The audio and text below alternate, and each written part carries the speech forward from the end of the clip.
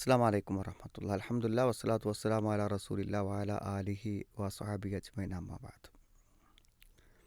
ഈ സ്ഥാപനത്തിൻ്റെ ഹെഡ്മാരെന്ന് പറയുമ്പോൾ അവർക്ക് അവിടുത്തെ എല്ലാ പ്രശ്നങ്ങൾക്കും പരിഹാരം കാണുന്ന ലീഡേഴ്സാണല്ലോ അവർ. ഇപ്പോൾ വളരെ ദീർഘകാലം ഒരു കോളേജിൻ്റെ പ്രിൻസിപ്പളായിരുന്ന ഒരു മാന്യ വ്യക്തി അദ്ദേഹത്തിൻ്റെ ഒരു എക്സ്പീരിയൻസ്, സർവീസിലുള്ള അദ്ദേഹത്തിൻ്റെ ഒരു അനുഭവം അദ്ദേഹം പങ്കുവെക്കുകയുണ്ടായി. എന്ന് പറഞ്ഞാൽ കോളേജിൽ എപ്പോഴും ഇലക്ഷൻ മറ്റ് പ്രശ്നങ്ങളൊക്കെ വരുമ്പോൾ അവിടെ പ്രശ്നങ്ങളുണ്ടാക്കി അതിന് നേതൃത്വം നൽകുന്ന ചില ആളുകളുണ്ട്. അപ്പോൾ പലപ്പോഴും അവരാണ് കോളേജിൻ്റെ ഡിസിപ്ലിനും കോളേജിൻ്റെ ആ നല്ല അവസ്ഥക്കും ഏറ്റവും വലിയ പ്രശ്നങ്ങൾ ഉണ്ടാക്കുന്ന ആളുകൾ അവരാണ്. അപ്പോൾ ഈ പുതിയ തലമുറയിൽപ്പെട്ട ഈ കുട്ടികളെന്ന നിലക്ക് എന്ത് ചെയ്യും, അവരോടെപ്പോഴും ഒരു ഒരു ഫൈറ്റല്ലേ ഉണ്ടാവുക. അവരെ കാണുമ്പോൾ അവർ കോളേജിൽ പ്രശ്നം ഉണ്ടാക്കുന്ന ആളുകൾ എന്ന നിലക്കുള്ള ഒരു മനോഭാവമാണ് അവരോട് ഉണ്ടാവുക. പക്ഷെ അദ്ദേഹം മറ്റൊരു ശ്രമം നടത്തിയതാണ്. അതായത് ഈ ഇഷ്യൂസ് ഒന്നും ഉണ്ടാവാത്ത ഒരു സമയത്ത്, പ്രശ്നങ്ങളൊന്നും ഇല്ലാത്തൊരു സമയത്ത് അവരെ വളരെ സമാധാനപരമായി വിളിച്ച് കൊണ്ടുവന്നിട്ട് എന്ത് ചെയ്യുക, അവരോട് മാന്യമായി ഒന്ന് സംസാരിക്കുക, അവരുടെ കാര്യങ്ങളൊക്കെ അന്ന് അന്വേഷിച്ച് സംസാരിക്കുക. അപ്പോൾ അങ്ങനെയുള്ള കുറേ സിറ്റിങ്ങുകൾക്ക് അവസരം ഉണ്ടാക്കി.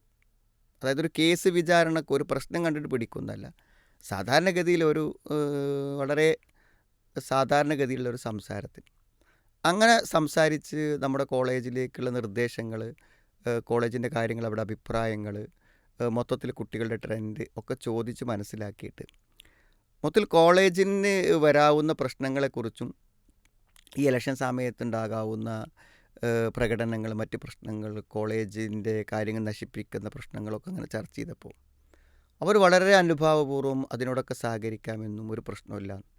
പിന്നീട് വന്ന ഇലക്ഷനിലൊക്കെ റിസൾട്ട് വന്നതിന് ഔദ്യോഗിക പ്രഖ്യാപനം എന്നല്ലാതെ അവിടെ കലാപമോ പ്രശ്നങ്ങളോ പ്രകടനങ്ങളോ ഒന്നും ഉണ്ടായില്ല എന്നുള്ള.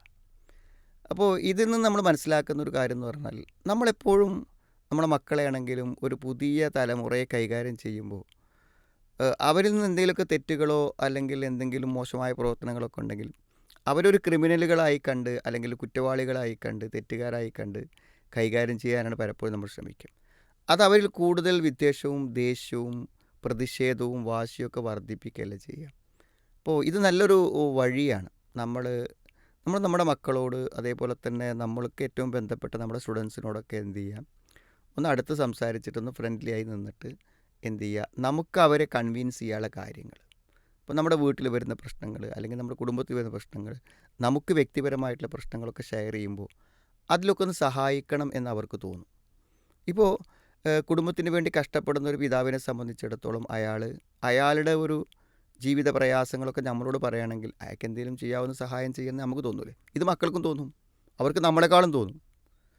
അതായത് അവർക്ക് ടെൻഷനൊന്നും കൊടുക്കാതെ എന്ത് ചെയ്യാണ്, ഇപ്പോൾ ഒരു വൈകുന്നേരമൊക്കെ അവൻ എന്ത് ചെയ്യും, എന്തെങ്കിലുമൊക്കെ ചെറിയ ജോലികൾക്ക് പോയി കഴിഞ്ഞാൽ ഒരു 10-100 രൂപ തന്നാൽ അത് വീട്ടിലേക്ക് വലിയൊരു ആശ്വാസമായിരിക്കും എന്നവർക്ക് ബോധ്യപ്പെട്ടാൽ അവരത് ചെയ്യും. അവർക്കൊരു പ്രശ്നം ഉണ്ടാവില്ല. ആ ശീലങ്ങളൊക്കെ അവരെ ഭാവിയിൽ ഏറ്റവും നല്ല കാര്യങ്ങളിലേക്ക് നയിക്കും. അതേമാതിരി വീട്ടിൽ ജോലി ചെയ്യുന്ന ഉമ്മമാർ, ചിലപ്പോൾ ആൺകുട്ടികൾ മാത്രമായിരിക്കും, പെൺകുട്ടികൾ ഉണ്ടാവില്ല. അപ്പോൾ എന്ത് ചെയ്യുക, അവരോടൊക്കെ വീട്ടിലെ കാര്യങ്ങളിലൊക്കെ ഒന്ന് ഹെൽപ്പ് ചെയ്യാൻ നല്ല നിലക്ക്.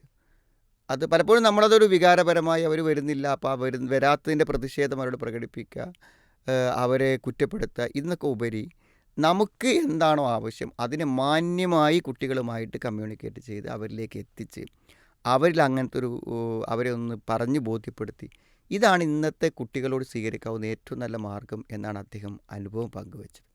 ഇപ്പോൾ നമുക്ക് എന്താണോ നമ്മുടെ മക്കളെ കൊണ്ട് ആവശ്യം, അല്ലെങ്കിൽ നമ്മൾ അവരെ എന്താക്കി തീർക്കാനാണോ ഉദ്ദേശിക്കുന്നത്, അതിനനുസരിച്ചുള്ള കാര്യങ്ങൾ അവരെ പറഞ്ഞ് ബോധ്യപ്പെടുത്തുക. അത് വളരെ സൗഹാർദ്ദപരമായി, വളരെ സ്നേഹപരമായി നമ്മുടെ സാഹചര്യങ്ങളൊക്കെ വിശദീകരിച്ച് പറഞ്ഞു കൊടുത്ത് മനസ്സിലാക്കി കൊടുത്താൽ അവർ സമ്പൂർണ്ണമായ സഹകരണവും അതേപോലെ തന്നെ നമ്മളോടുള്ള എല്ലാ സംഗതികളുടെ ഭാഗത്തുനിന്നുണ്ടായിരിക്കും. നമ്മുടെ കുട്ടികളുടെ ഭാവിയിൽ വലിയ റിസൾട്ട് ഉണ്ടാവും. നമ്മൾ പ്രതീക്ഷിക്കുന്ന തലത്തിലേക്ക് അവർ വളർന്നു വരാൻ കാരണമായി തീരും. അപ്പോൾ നമ്മുടെ മക്കളോട് എപ്പോഴും ഇത്തരം ഒരു ശൈലി സ്വീകരിച്ച് അവരെ ബോധ്യപ്പെടുത്തേണ്ട കാര്യങ്ങൾ വളരെ ഭംഗിയായി ബോധ്യപ്പെടുത്തി നമ്മളോടൊപ്പം നിർത്താൻ ശ്രമിക്കാം.